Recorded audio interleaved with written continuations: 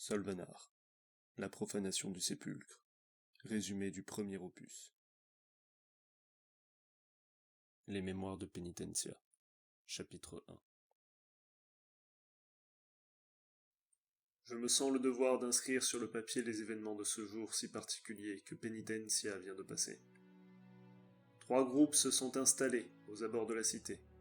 Ils nourrissent l'espoir de dénicher gloire, richesse et puissance dans les profondeurs du sépulcre. Ce lieu est connu depuis 3 ans pour receler nombre de mystères et de trésors, mais aussi son lot de dangers. Parmi ces factions récentes, il y aurait la Harde des chaînes brisées, des barbares vénérant les primitifs, des divinités sauvages et guerrières. On les dit cannibales et sanguinaires. Il s'y trouvent des membres de la Résurgence aussi, une bande de résistants, comme ils aiment se faire appeler, qui prétendent lutter pour l'indépendance de leur territoire, alors que ce ne sont que des renégats.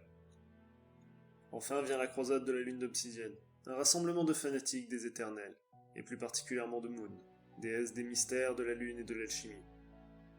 La Keshish et Azam à leur tête seraient porteuses d'une parole divine, appelant chaque fidèle prêt à risquer sa vie à venir éradiquer les monstruosités du sépulcre.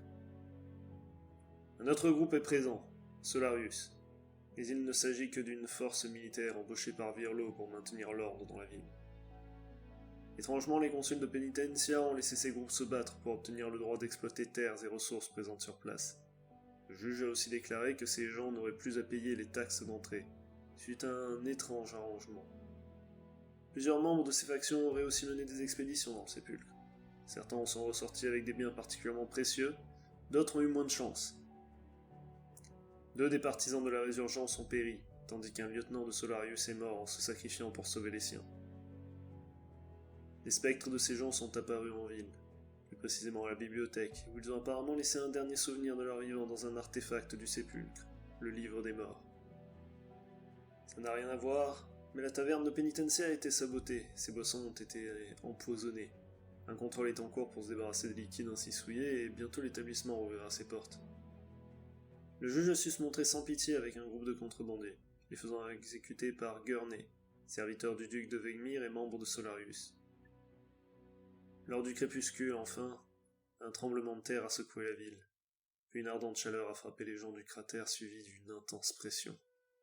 Une ombre semblait provenir du sépulcre et engloutir le monde jusqu'au soleil couchant, puis l'obscurité s'est retirée, semblant ramper jusque dans les ruines.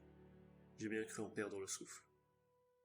Depuis cet événement, plusieurs d'entre nous n'ont qu'un seul mot à la bouche. Vestige.